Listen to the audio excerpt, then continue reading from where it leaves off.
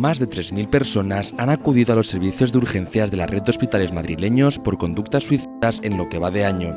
El suicidio es la principal causa de muerte externa en España, triplicando casi a los accidentes de tráfico. España sigue sumando cifras récord de sufrimiento extremo. Nunca antes había superado la barrera de los 4.000 muertos por suicidio. Y otro dato muy preocupante, 22 de los fallecidos tenían menos de 15 años, 14 eran chicos y 8 chicas. Son 8 menores más de esta franja de edad que en 2021. El suicidio es una solución eterna para un problema temporal. El suicidio es algo que tú piensas que ya no hay salida. En España, la tasa de suicidio juvenil ha aumentado en los últimos años. Cada día, cientos de adolescentes sufren presión académica, acoso escolar y ansiedad silenciosa. Esto se convierte en una depresión permanente. ¿Por qué está pasando esto y cómo podemos actuar a tiempo? Hoy, una psicóloga nos explica lo que necesitamos saber para proteger a los jóvenes. Bienvenidos a una nueva entrevista online. Tenemos el placer de tener con nosotros a Ares Zamora. Hola, muchas gracias. Contenta de estar aquí con vosotros y de dar un poco voz a estos temas. Bueno, pues antes de empezar con la entrevista como tal, deciros dos cosillas. La primera, que debajo tenéis un botón para suscribiros, así que si le dais, a todo el mundo que está viendo este vídeo, si le dais, nos haríais un gran favor, nos daríais más visibilidad y sobre todo dando like. Eso sí que nos daría más difusión. Y si os ha parecido algo interesante, pues no dudéis en compartir y en dejarlo en comentarios. Y por otra parte, el tema que vamos a hablar es un tema delicado, un tema sensible, que lo vamos a tratar de la manera más respetuosa posible. Y si sabes de alguien o tú estás pasando por un momento delicado, decirte que no estás solo, que lo puedes contar a alguien de tu entorno. Y en la descripción os dejamos algunos números para que podáis tener ayuda profesional. Y recordar que siempre lo podéis contar. Dicho esto, empezamos con la entrevista. Para empezar, ¿quién es Ares Zamora? Soy una persona, además lo pongo en mi página web, ¿no? Como entiendo yo la psicología, que es como me defino como persona, de una manera sensible, cercana y comprometida. Además, en psicología, en todos los trabajos también, pero en este particularmente, nosotros somos nuestra propia herramienta de trabajo, entonces va muy vinculado una con lo otro. Y además de esto, bueno, me considero una persona sencilla, de placeres, como digo yo, ¿no? De las pequeñas cosas y disfrutar también. ¿Por qué decidiste especializarte en el ámbito de la psicología? ¿Qué te llevó a estudiar psicología? Bueno, mi gran inspiración fue ya desde pequeña mi tía paterna, Conchi, que es psicóloga, y ella pues me contaba cosas que hacía en su trabajo, ella se dedica a la clínica. Y me conectó mucho, ¿no? Dijo, ostras, esto me gusta. Y luego, además, a medida que fui creciendo, me di cuenta que cuando yo misma, ¿no?, pasaba por un momento delicado, notaba mucho la diferencia entre cuando me ayudaba o lo hablaba con una persona, pues, más sensible, con empatía, ¿no?, con ciertas herramientas, que cuando no era así. Entonces dije, ostras, pues yo quiero ayudar a las personas y poder hacerlo de la manera que a mí me gusta que me ayuden a mí, ¿no? Sí, es una profesión muy bonita. Yo creo que siempre necesitamos como una persona de confianza o que sepa ser un confidente, ¿no? Sí, totalmente. Sí, el tener ahí, ¿no?, las personas en las que poder contar para lo bueno y para lo malo es un factor de protección en realidad en nuestras vidas. Claro. Y más desde un ámbito profesional con alguien que ya no solo te va a dar una opinión a nivel personal, sino también a nivel técnico, por así decirlo, porque ya con tus conocimientos sabes cómo orientar mejor a las personas. Sí, y esa neutralidad también te permite poder ayudar mejor, porque al final cuando tienes una vinculación, pues a veces no puedes ser objetivo. En cambio, aquí pues es más fácil. Sí. Una pregunta que yo creo que mucha gente se hace, la gente sobre todo que no va al psicólogo. ¿Por qué crees tú que cuesta tanto ir al psicólogo? Bueno, el factor económico es un factor importante, por supuesto, sobre todo cuando estamos hablando de la privada. No solamente es el único factor, también a veces, no sé, hay gente que tiene prioridad por gastar o invertir su dinero en X actividades y la mente cuesta más. Creo que ha habido mucha presión también social a lo largo de los años. Afortunadamente hoy en día pues se está empezando a ver de manera diferente, ¿no? Pero había un estereotipo como si ir al psicólogo fuera de locos, de persona débil y demás, y la gente no quiere verse así. Entonces este también ha sido un factor. Y luego creo que también el tema de las propias resistencias y miedos, ¿no? Cuando alguien tiene miedo de, ostras, voy a entrar en lo más delicado que tengo, que es mi interior, mis miedos, mis traumas, lo que sea, bueno, pues a veces cuesta y te pones piedras para no hacerlo. Ya. Claro, de aquí vamos a la siguiente pregunta que tenemos, que yo creo que va un poco, indirectamente tiene relación. ¿Por qué está mal visto socialmente ir al psicólogo? Como tenemos ese prejuicio de, bueno, pues tiene problemas bastante serios o está loco, cosas del estilo. Sí, esos estereotipos también yo creo que hay que poner contexto de dónde venimos, ¿no? Si tú miras a la generación de padres, abuelos, ¿no? Y vas tirando hacia arriba, claro, eran generaciones que algunos estaban viviendo guerras, posguerras, no había tanto espacio para lo emocional, uno tenía que resolvérselo como buenamente lo podía o ponerlo directamente debajo de la alfombra y no ha habido esa idea, esa cultura, ¿no? de inteligencia emocional. Hoy en día sí, se está trabajando muchísimo, ¿no? Así que da mucho camino. Entonces juntas eso con los estereotipos y esa idea de allí van los locos o allí van las personas débiles y entonces la gente lo esconde, aunque cada vez menos, insisto. Ya, sí, cada día es como más común, creo yo. Sí, se está dando más visibilidad, más importancia a lo emocional. Bueno, ahora quiero que te centres en esa persona que a lo mejor está pasando por un mal momento o él o ella piensa que no. ¿Cómo podemos detectar que necesitamos ayuda psicológica? Bueno, en realidad yo siempre recomiendo hacer terapia, aunque, o sea, no necesitas estar hecho polvo, ¿no? Para pedir ayuda. Creo que siempre es un proceso que nos aporta y nos ayuda a conocernos mejor. Pero en particular o sobre todo en casos de personas que lo están pasando mal, yo creo que es importante ese momento de hacer clic, ¿no? De darte cuenta de, ostras, algo no está yendo bien, siento que estoy pues igual más apático, más apática.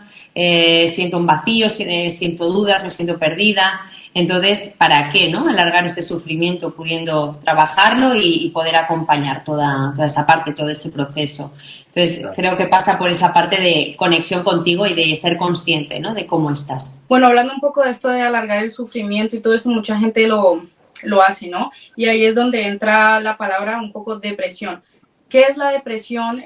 ¿Cómo podemos detectarlo? ¿Y cómo danos tips o cómo podríamos salir de ella?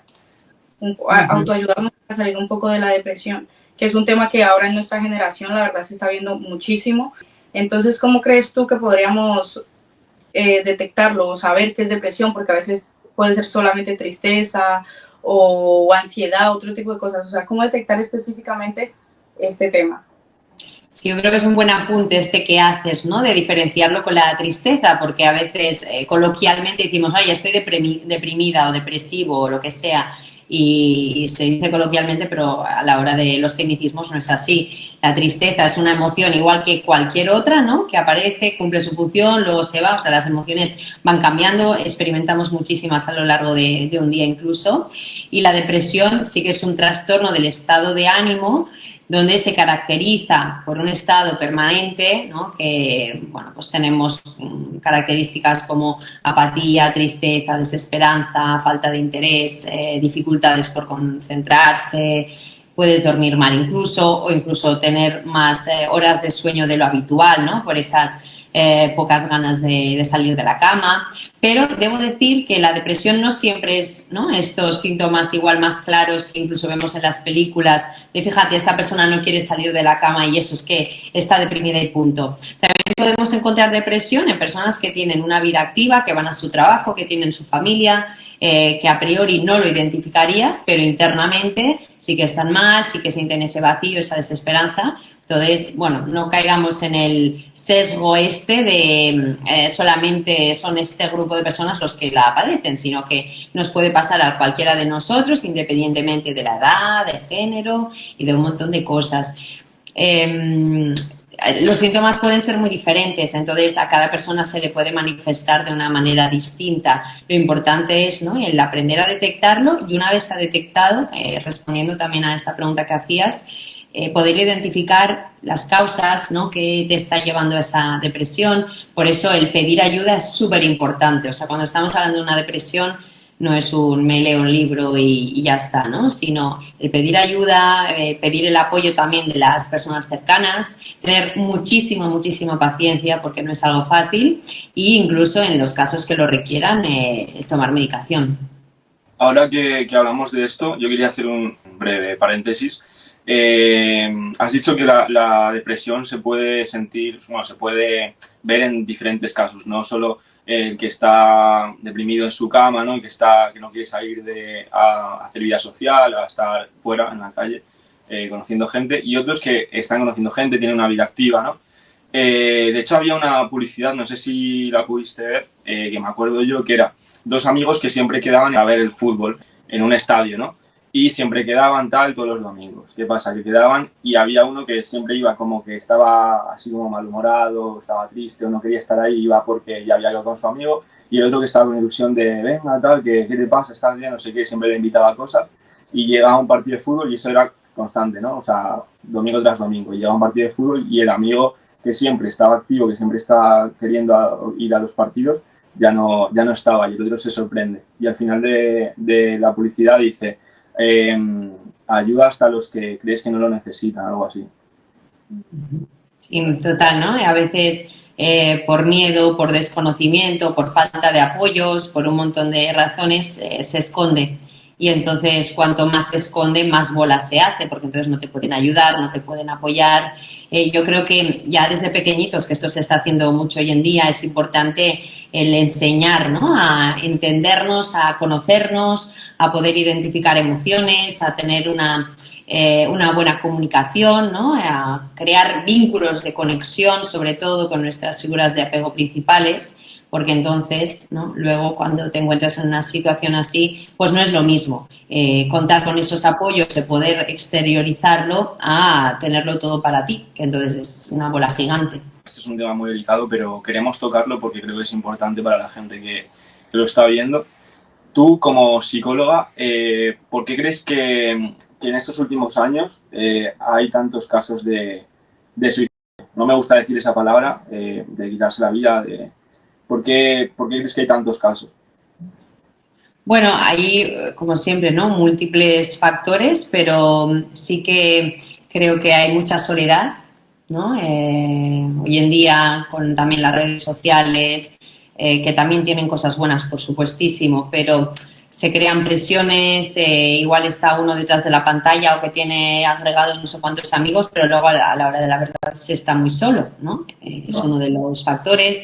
Luego también con exceso de productividad, poco tiempo por ejemplo, con la gente que quieres, o te encierras más, te comparas más. Bueno, hay un conjunto de cosas que si las juntas, pues bueno. También es importante, creo, entender que no podemos analizar las cosas desde nuestra propia mentalidad, porque tú dices, bueno, pues si a mí me pasara esto, yo haría esto otro. Ya, pero tú eres tú y la otra persona es la otra persona, y seguramente tenga unas circunstancias diferentes a las tuyas, incluso unos recursos diferentes, ¿no? Cuando alguien hace algo así es porque realmente no le ve salida, no ve otro camino. En este tipo de temas hay que ser muy empáticos, no juzgar o dar una opinión en base a tu experiencia, sino más bien intentar colocarse en los zapatos de las otras personas. Ahora, tocando un tema un poco más dirigido hacia los adolescentes, en esta etapa en la que estamos en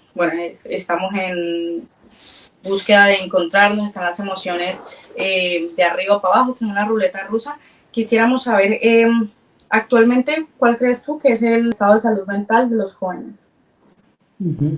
Bueno, habría que ver el caso y el contexto, que siempre insisto mucho en eso, pero sí que hoy en día, ¿no? Si te paras a mirar un poco qué está ocurriendo en general, nos encontramos con muchos casos de adolescentes que tienen una baja autoestima por comparación. A ver, la baja autoestima en adolescencia no es algo que se haya descubierto ahora, ni muchísimo menos, ¿no? Ahí es un periodo de la vida donde tienes inseguridades, te estás encontrando, a veces no te entiendes ni a ti mismo, no te entiende tu familia. Bueno, no es una etapa fácil, pero si le sumas este factor de más acceso a las redes, más visualización de otras vidas, bueno, pues esto no ayuda en muchos casos.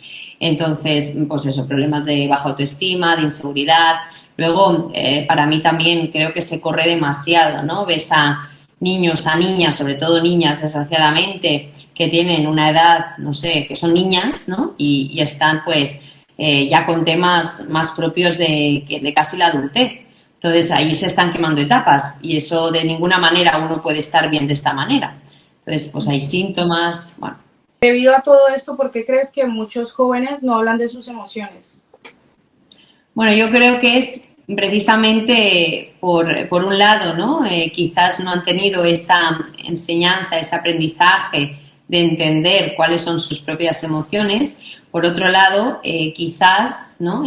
Sus vínculos no se están cuidando de la mejor manera posible. Por ejemplo, si mis padres están todo el día trabajando porque tienen que trabajar y tienen que pagar facturas, pero yo no tengo tiempo de calidad con ellos, no puedo expresarme, no puedo pasar momentos importantes en los que se da ese espacio para poder hablar las cosas, pues lo mismo me da para encerrarme.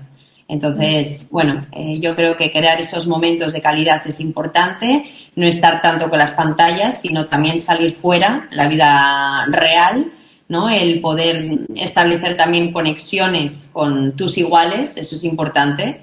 Entendemos, ¿no? Que hoy en día obviamente tenemos pues todo el tema de los móviles, las redes sociales y demás, y no es un tema de darles la espalda porque sería vivir a contracorriente, pero que no se centre todo en eso, sino que podamos crear conexiones en vivo de otro tipo. Eso está siendo muy difícil porque lo hablábamos hace unas entrevistas atrás con una experta en inteligencia artificial que nos contó una experiencia de que, bueno, ella, aparte es periodista, y bueno, pues había venido como de excursión un grupo de chicos, pero de niños, de 10 años creo que eran o algo así, sí. y que ya tenían móviles y que les dieron un momento de descanso y en vez de estar jugando como hace nada, pues hacían cualquier niño de 10 años, pues estaban con el móvil. Y en vez de hablar entre ellos, tenían un grupo de WhatsApp y que hablaban por el grupo de WhatsApp entre ellos. A mí me parecía algo increíble. Imagínate, sí. A ver, no podemos delegar en los niños, en los chavales, la responsabilidad de eso. Eso recae en los adultos, porque un niño, pues claro, le das la pantalla o el teléfono, pues va a hacer lo que le salga y es normal. Entonces ahí necesitamos mucho de adultos presentes, pero no presentes de cuerpo presente, sino con conciencia. En casa los padres, en el colegio los adultos responsables, un entrenador, una entrenadora, el profesor de música, quien sea, ¿no? Pero desde arriba tenemos que saber poner límites, tenemos que enseñar a hacer un uso correcto, porque si no se lo enseñamos nosotros, ¿cómo lo van a aprender ellos? Con el auge de la inteligencia artificial y los avatares digitales, ¿cómo crees que esto influye en la percepción de la identidad y la autoestima de los jóvenes? Como decíamos, ¿no? El tema de lo artificial o cuando ponemos filtros o las mil cosas que se pueden hacer hoy en día, creamos una expectativa falsa en realidad, ¿no? Claro, si tú ves siempre que todo el mundo está, yo qué sé, con una cara perfecta y tú te haces esta imagen, tú siempre vas a salir perdiendo. En cambio, la realidad es otra. Todos tenemos ojeras, arrugas quien más, quien menos, dependiendo de la edad. Y eso también es real. Yo entiendo que tampoco queramos mostrar, no sé, nuestra peor cara, porque nadie queremos hacer eso tampoco, ¿no? Nos protegemos de alguna manera. Yo creo que es muy humano y tampoco hay que darle palos a eso. Pero sí tener unas expectativas más ajustadas y entender que lo que se ve allí o tiene filtro o tenemos nosotros que ponerle un filtro, ¿no? Y eso significa entender que va mucho más allá, igual que si ves en redes sociales, fíjate, este o esta, qué feliz está, que si para aquí, para allí, súper feliz con su pareja, súper feliz con su familia, con sus viajes o lo que sea, esa persona también tendrá malos días, también tendrá miedos, preocupaciones, inseguridades. Entonces hay que poner, ¿no?, esa perspectiva, porque si no, bueno, pues te puede afectar a sentirte insuficiente, a sentir que, bueno, pues que eres peor que el resto y entonces a tener una relación tóxica contigo misma. Te comparas siempre, es que yo creo que eso es no inevitable, pero es que sobre todo en la generación Z y las venideras, pues creo que cada año es más, eso se impulsa más. No sé cómo se podría parar eso, pero es que siempre. Y cada día más en los jóvenes hay como esa expresión de estoy deprimido, o se tomarse a la ligera, o estoy estresado, tal, y son por este tipo de cosas, creo yo. Claro, comparaciones que al fin y al cabo no son 100% reales. Entonces, Sí, hay una sobreestimulación también. Claro, o sea, la comparación ha existido siempre, ¿no? Y los adolescentes se comparaban antes también. Lo que pasa que, claro, cuanto más amplia es la ventana, más grande es la presión o más rígidos son los estereotipos, pues peor, claro, más puedes compararte o con más personas puedes compararte. un tema también que queríamos tocar en ese punto de los adolescentes, que es el bullying. Como por ejemplo, ¿cómo podríamos detectar que un adolescente está siendo víctima de esto? Bueno, yo creo que es importante la observación, ¿no? Sobre todo de los vínculos más cercanos, cuando ves que no quiere ir al colegio, que va triste, que igual evita, ¿no? Ciertos contextos en los que se puede encontrar con los iguales.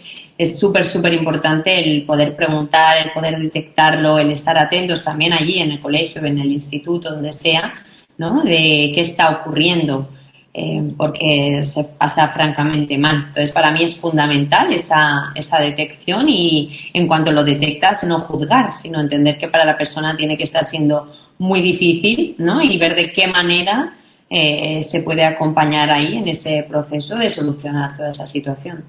En cuanto, por ejemplo, a la persona que infringe el bullying, el agresor, ¿tú crees cómo se podría cambiar el comportamiento del agresor? Normalmente, ¿no? Los humanos es normal, tenemos facilidad por cuando vemos una escena así, sobre todo hablo desde fuera, ¿no? Cuando eres un adulto, por ejemplo, sientes rechazo hacia la persona que ejerce el bullying porque dices, fíjate, ¿no? Qué malo que le está haciendo esto a este pobre otro.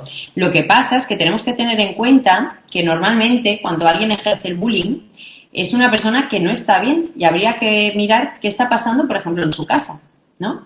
A veces es una llamada de atención, pues yo qué sé, pues porque no ve a sus padres nunca porque están todo el día trabajando, o porque se le trata mal, o porque está ocurriendo un problema grave y no lo está pudiendo hablar con otra persona y entonces lo paga de esta otra manera. O sea, obviamente cada uno tiene que responsabilizarse de sus conductas, pero en este caso hay que ir más allá y ver qué le está pasando a esa persona para ser un agresor. Porque cuando alguien está bien, cuando un niño es feliz, tiene, ¿no?, un ambiente tranquilo, está bien internamente, no necesita hacer ese tipo de cosas. Ya luego está la parte de la masa social y sobre todo en esas edades, ¿no?, que los iguales son súper importantes, de me dejo llevar y voy a hacer lo mismo, ¿no?, para no ser excluido, para que no me lo hagan a mí.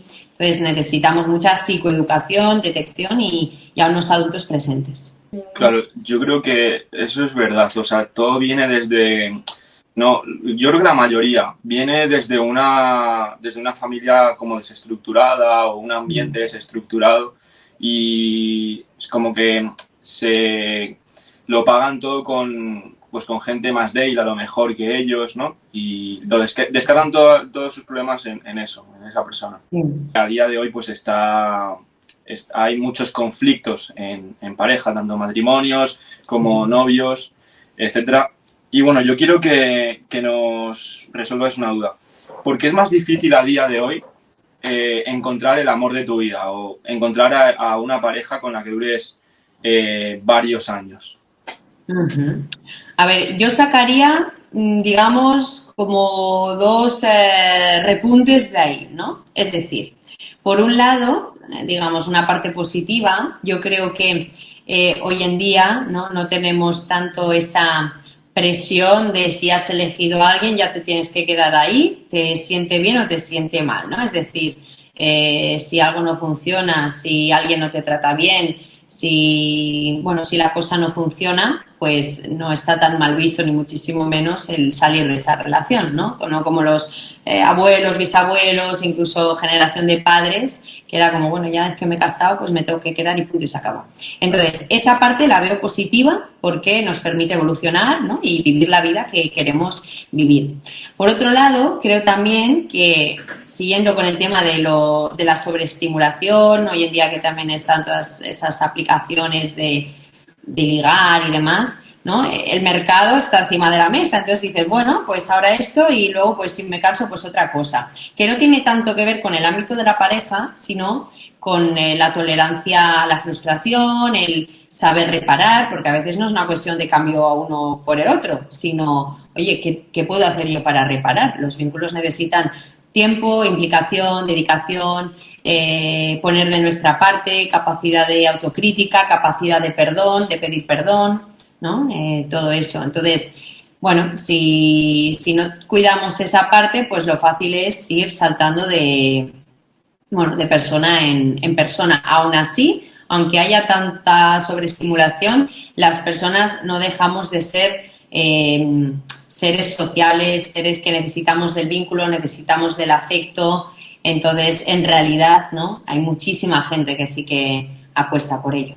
Ahora es un poco menos común ver que haya gente que dure tanto tiempo, por lo mismo que tú decías, por la variedad de opciones, ¿no? Y la falta de capacidad de reparar también.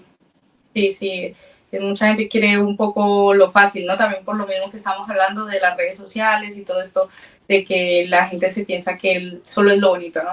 Entonces a veces cuesta también y mucha gente tampoco quiere dedicarle tiempo a pasar esas etapas de problemas, sino que a la primera, mira, mejor me voy porque ya tengo aquí sobre la mesa, tengo más para escoger, entonces...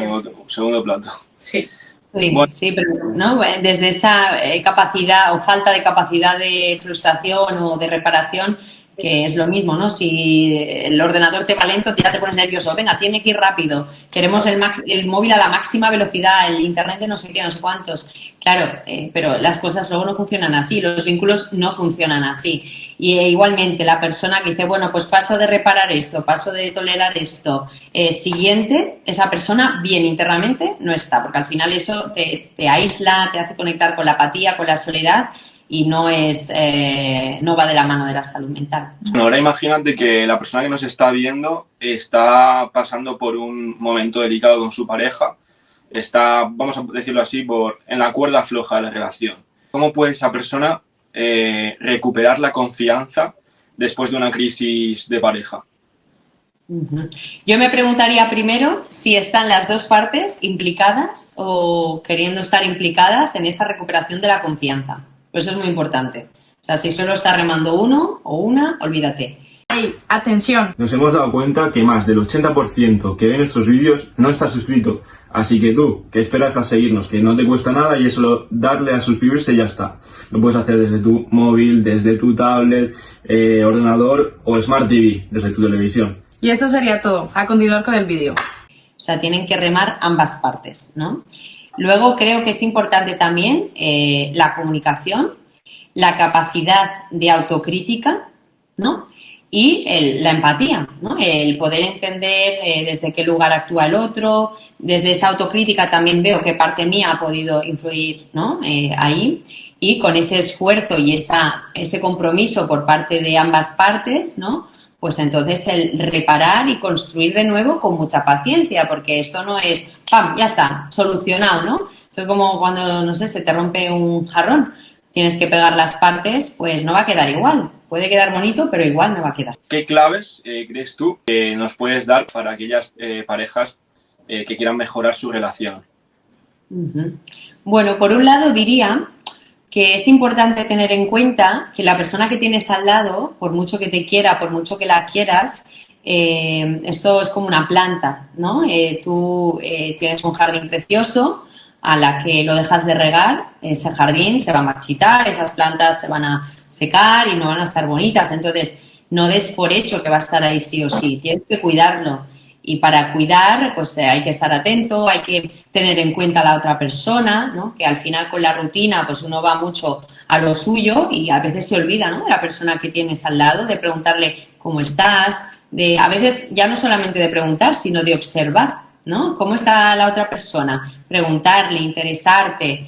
Luego el cuidar esos pequeños detalles, que no hace falta que sean cosas materiales ni muchísimo menos. A veces es el poner con un post-it una palabra, ¿no? O te amo o tal, y se lo encuentra, ¿no? Esas cosas marcan la diferencia, porque entonces te sientes visto, te sientes reconocido por el otro y te sientes cuidado. Entonces, bueno, yo cuidaría todo eso. Luego, por otro lado, y en la línea de lo que estábamos hablando antes, entendería también que hay que tener tolerancia a la rutina. O sea, no todo puede ser una fiesta continua, no todo puede ser unas vacaciones constantes. En la rutina, pues hay que ir al supermercado, hay que hablar de quién va a limpiar el baño, o quién cocina hoy, o quién recoge la cocina. Y esas cosas, hombre, pues muy románticas no son, pero forman parte de. Entonces hay que tener también tolerancia a pues las cosas más chulas, ¿no? O a cuidar esos detalles que nos recargan de energía, pero por otro lado entender que no todo va a ser así, sino que a veces también es así, o va a haber problemas y hay que poder tener conversaciones incómodas, porque el tener conversaciones incómodas es lo que precisamente nos va a permitir seguir cuidando ese vínculo. Lo fortalece, yo creo los pequeños detalles, ¿no? También lo que has dicho al principio, los pequeños detalles hacen como que se una más ese compromiso, ¿no? A mí me surge una pregunta a raíz de esto que has dicho, de los detalles y todo eso. Tú, lo de los lenguajes del amor, ¿no? Conocer el lenguaje del amor de la otra persona es importante en la relación o a qué grado influye. Porque claro, por ejemplo, mi misma manera de amar no va a ser la misma de la otra persona, o la otra persona a lo mejor se siente más identificada con que yo le diga cosas positivas y yo me siento, por ejemplo, que con regalos. Por decirlo así, un ejemplo. Conocerse, ¿no? Es súper importante siempre, en todos los aspectos y en este, pues sobre todo también, porque y ya no en el amor, en general, pensamos que los demás van a actuar como nosotros o que si no actúan como nosotros significa que ya no ponen interés, que ya no esto y que ya no lo otro, y ahí sacamos conclusiones precipitadas. Entonces, entender que los demás tienen su manera de proceder, de actuar y de amar también en este caso, pues es importante. Eso sí, tampoco me olvidaría de mí, ¿no? Es decir, si para mí en mi lenguaje del amor, ¿no?, es súper importante pues el tener contacto físico y la otra persona pues es más un muro, ¿no?, en ese sentido, claro, es importante que le expreses, ¿no? Para mí es importante el contacto físico.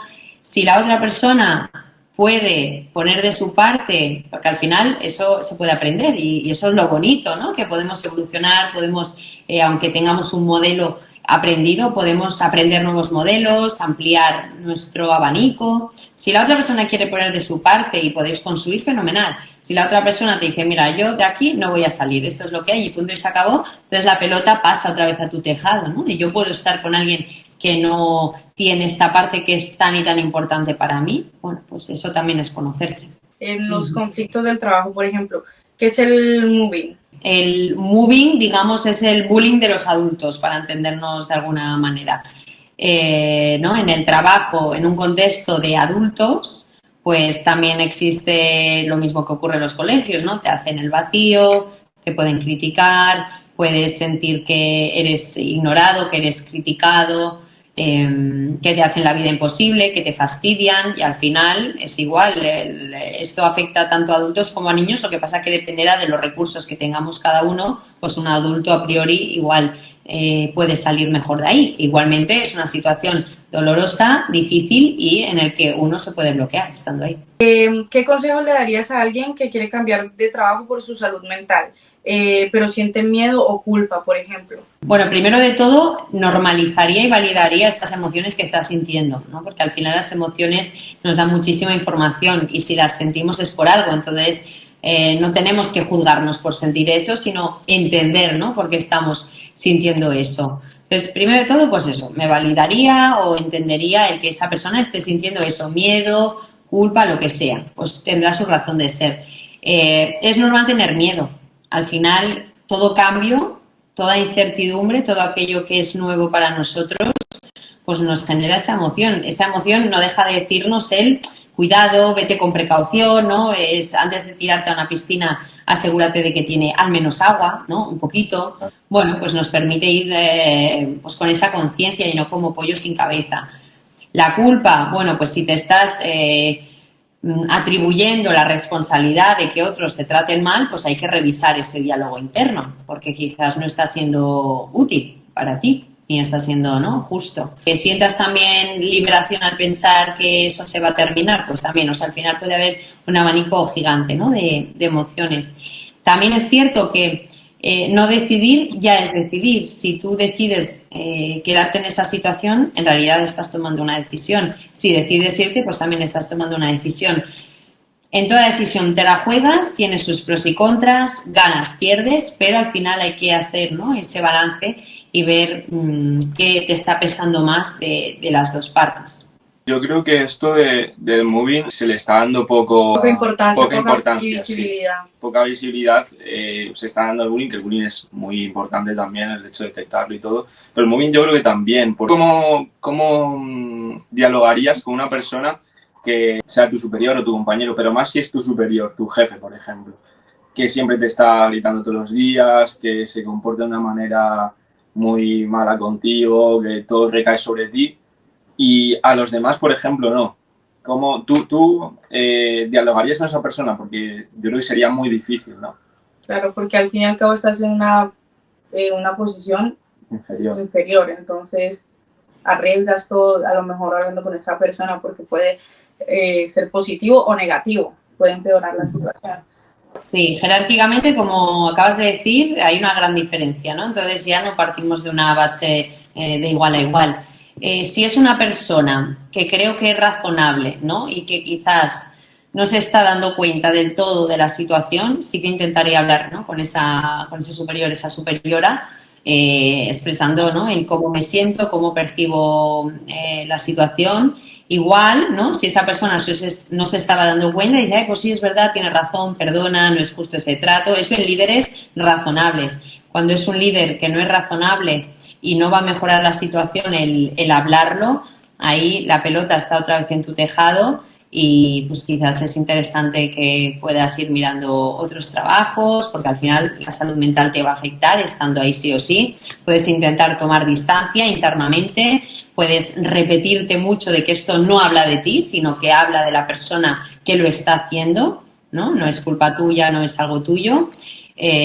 Hombre, si uno tiene algo que mejorar, pues fenomenal, pero eso nunca justifica, ¿no?, el que te traten mal. Pero aún así, aunque intentes tomar distancia internamente, tarde o temprano te va a pasar factura. De acuerdo. Pues bueno, tomad nota si estáis en ese tipo de casos, porque nadie se merece que le traten así, menos en un trabajo. Entrando en este tema de salud mental que estamos hablando, ¿cuáles son los mejores hábitos que podemos hacer para mejorar nuestra salud mental? Hay muchísimos, al final también habrá, dependiendo de la persona, de sus gustos y tal, pero bueno, hay cosas que son más comunes. Por un lado, como decía antes, ¿no?, el estar conectados a nosotros mismos, no obsesionados de tengo que estar todo el rato analizándome cómo me siento, no así, pero sí el estar, ¿no?, con esa conexión contigo y no estar todo el rato en el exterior, viviendo a un ritmo por encima del normal o con estrés, sino atendiéndote, ¿no?, viendo qué necesitas, qué te hace bien, qué te hace descansar, ¿no? Necesitamos descansar. El deporte nos viene fenomenal porque generamos endorfinas, generamos diferentes, ¿no?, neurotransmisores que nos vienen muy bien. El pasar tiempo con tu gente querida creo que es muy importante, ¿no? Familia, amigos, cada uno lo que tenga, porque hay gente que cuenta más con sus amigos que con su familia, pues también está bien. Al final se trata de tener vínculos significativos, ¿no? Daría espacio también al disfrute, siempre que se pueda o al máximo que puedas, cada uno dentro de sus posibilidades, porque el dedicar tiempo a hacer aquello que nos hace bien, ¿no? Puede ser un ratito de lectura, de escritura, de, no sé, dibujar, de conectar con la naturaleza, de estar con una mascota, cada uno lo suyo, ¿no? Pero no dejarlo para después, porque a veces decimos, bueno, sí, cuando acabe todo lo que tengo que hacer, todas las obligaciones, entonces ya disfrutaré. Y ese momento a veces nunca llega. Entonces, démosle espacio, metamos esa parte en la agenda, igual que metemos las obligaciones, me parece importante también. Y conectar con un propósito, creo que también nos da mucho sentido, ¿no? No tiene que ser un propósito, no sé, fuera de lo común, ni siquiera tienes que tener no sé cuántas cosas claras, porque las personas dudamos, ¿no? Y tenemos pensamientos y es normal, sino el preguntarte qué es lo más importante para mí, ¿no? Si me dijeran que me queda poco tiempo de vida, por ejemplo, ¿qué sería lo más importante para mí en este tiempo? Pues si es, pues eso, el dedicar tiempo a la gente que quiero o tocar ese instrumento que nunca he tocado, tal, bueno, pues ¿de qué manera le puedo dar cabida en mi vida? Es verdad, es muy importante colocar prioridades y hacer lo que te gusta, darte tu espacio, atenderte, como decías tú. Antes que has hablado del tema del deporte, bueno, yo voy al gimnasio, ¿no? Hago diferentes deportes también, pero algo que sí que yo veo de la gente que va al gimnasio y que creo que todos los que van ahí, o la gran mayoría, piensan, es que es un sitio en el que, aparte de que te desahogas, de si tienes problemas fuera en el trabajo, con tu familia, con tu pareja, con tus amigos, entras ahí como que todos los problemas se van porque tú te estás enfocando en algo, como que tu mente está ocupada, te desahogas y luego es bueno para tu cuerpo, ¿sabes? Estás haciendo ejercicio. Entonces yo creo que es un cualquier deporte, no hace falta que vayas a gimnasio, en cualquier deporte yo creo que es muy bueno y yo iría más por ese camino también, en mi punto de vista. Sí, totalmente. También es un factor de protección en la depresión que hemos hablado antes del tema, ¿no? Hay muchos artículos que hablan cómo es más eficaz en muchas ocasiones hacer deporte que tomar medicación, porque generas unos neurotransmisores que son factores de protección del cerebro, como tú dices, ¿no? Integra muchas partes, el bienestar físico, de salud mental, de cómo te sientes. Bueno, pues es algo bueno. También diría que es importante que cada uno pueda encontrar su deporte, ¿no? Porque si hay alguien que no le gusta nada ir al gimnasio, allí para él va a ser una tortura.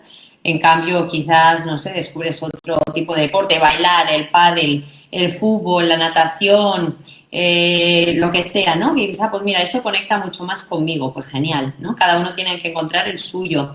Incluso el propósito, hay gente que lo hace pues porque me siento mucho mejor a nivel de estado de ánimo. Hay otras personas que lo hacen porque dicen, mira, me gusta verme el músculo más fortificado. Bueno, es igual, pues el que sea, ¿no? La razón que sea nos ayuda. Y luego también añadiría, porque es un tema también súper común, el abandono del ejercicio, ¿no? Hay gente que igual empieza muy motivada, empieza propósitos de año nuevo, propósitos del año del curso nuevo y empiezas ahí a hacer ejercicio. Luego va pasando el tiempo y dices, mira, lo he dejado. Bueno, pues por un lado, modo prevención, ¿no? El poderle dar un espacio en la agenda, igual que se lo das a otras cosas, ¿no? Como un compromiso, no siempre me va a apetecer, pero es un compromiso que tengo, igual que voy a trabajar si no me apetece o voy a clases si no me apetece, pues lo mismo por ahí y luego sé que cuando me voy pues me siento mucho mejor y cuando no voy, ¿no? Ya sea porque bueno, pues ha sido una semana que no le he dado prioridad o ya sea porque ha sido una temporada que lo he abandonado, no te machaques. O sea, lo has abandonado, no ha sido, ok, no pasa nada, siempre puedes retomar las veces que haga falta. No te frustres porque es normal también.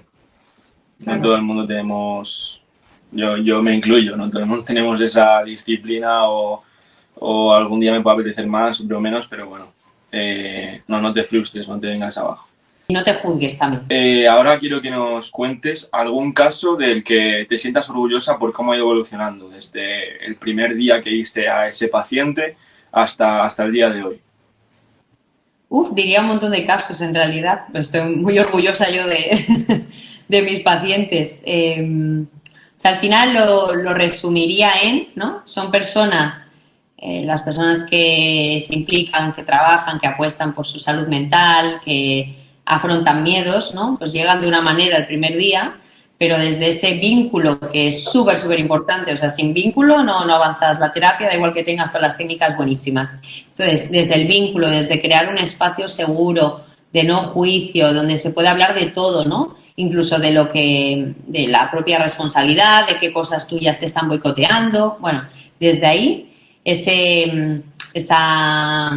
responsabilidad, esa autocrítica, pero no autocrítica de me doy con el palo, sino de puedo reconocer, ¿no? Qué cosas de mí pues no están funcionando, ir modificando lo que puedas modificar de tu contexto, lo que esté en tu mano, lo que no, el mirar mucho esa narrativa interna, el cómo me hablo, el diálogo interno, ¿no? En qué términos me trato, eso es muy importante, de qué manera me hago cargo de mí, pues ese tipo de casos que han trabajado todo eso, que han puesto interés, que han bueno, pues sí, se han implicado en hacer las cosas de otra parte, de otra manera, pues luego les ha llevado a otras partes. A lo que, bueno, pues luego le ves el último día o ya cuando está en la fase de la terapia avanzada y dices, madre mía, ¿quién te ha visto y quién te ve? Es una frase que digo mucho, incluso ellos mismos lo dicen de sí mismos. Y ha sido, pues sí, con esos ingredientes e implicándose de esta manera y sobre todo trabajando muchísimo la autocompasión, porque ir a terapia no significa que tu vida va a pasar a ser ni perfecta, ni fantástica, ni maravillosa, sino pues las partes que no funcionan y puedes mejorar fenomenal, pero luego también es tener recursos para gestionar aquellos momentos difíciles de la vida, ya sea con nosotros mismos, ya sea fruto del contexto, porque también se van a dar. Muy importante, yo creo que es muy importante ir a terapia, tanto si estás bien como si estás pasando por un momento delicado, un momento sensible o como si estás normal. Yo creo que es importante y que hace bien a todo el mundo, en verdad. Y como dices tú, a medida que pasa el tiempo te conviertes, yo creo, en una persona más fuerte, ¿no? Sí, en una versión mejorada, ¿no? De ti mismo, de ti misma. Al final estamos en constante evolución, ¿no? Y yo creo que el abrirnos a eso y entender que podemos mejorar, podemos ir puliendo aspectos de nuestra vida, de nuestra persona y tal, pues nos hace ser más humildes y con ello más sabios. Nunca se deja de aprender y siempre podemos seguir, ¿no?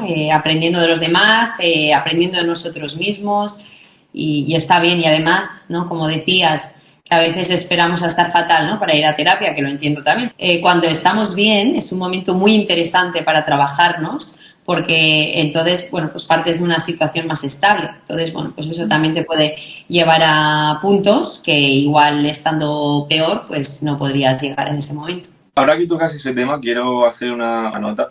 Cuando estamos bien, qué bien estoy y tal, y luego de un momento a otro te empiezan a ir las cosas mal. Y como que no estás preparado, yo creo, porque como tu vida está siendo, me está yendo, qué feliz soy, me va bien en el amor, me va bien con mis amigos, en el trabajo, con mi familia, todo, ¿no? Y de un momento a otro se va todo cuesta abajo. Yo creo que es importante también, ¿no? Ir a terapia para esos puntos en el que no estás preparado. Claro, sí, para tener herramientas para afrontar ese tipo de momentos. La vida es cíclica y pues hay épocas mejores que otras. Luego también hay casos y casos, ¿no? Hay gente que igual le llega un revés y hay gente que le llegan 5 revés a la vez.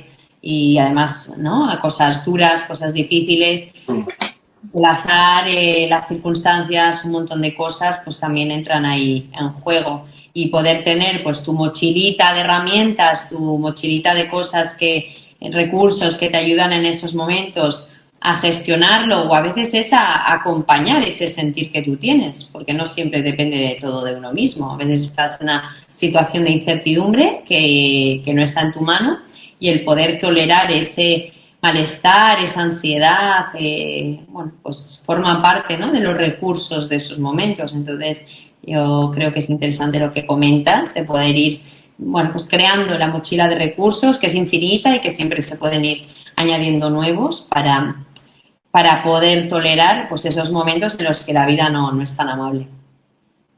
Y también está el otro punto en el que tú estás bien, que todo está yendo bien, normal, pero como que no lo llegas a disfrutar del todo ese momento. No llegas a...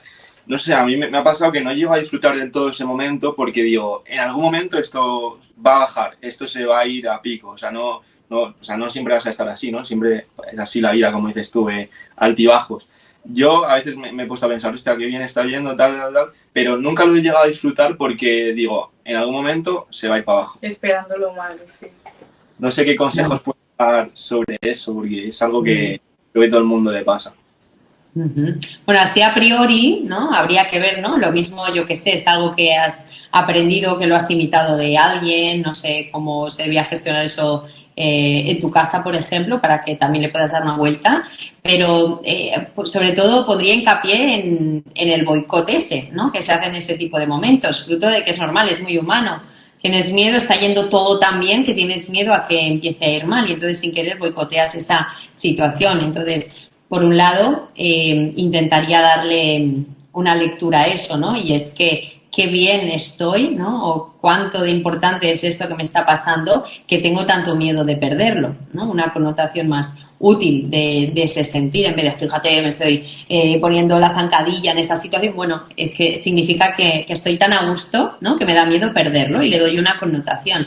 Luego me entiendo en esas emociones, pero reviso ese boicot, ¿no? Con esa narrativa interna, con ese diálogo interno, para darme cuenta, a la que me doy cuenta, mira, ya me estoy boicoteando, venga, voy a salirme de ahí. No pretendiendo eliminarlo, porque no, cuanto más luchas contra las emociones, contra los pensamientos, peor, porque entonces es el efecto contrario. Entonces, bueno, no voy a pretender eso, sino voy a convivir con él. Pero a la que me doy cuenta que está presente, voy a darle menos protagonismo. Desde el darte cuenta, ¿no? Tienes ahí una herramienta potente. Ahora empezamos con la sección de Dopamina Express. Venga, vamos.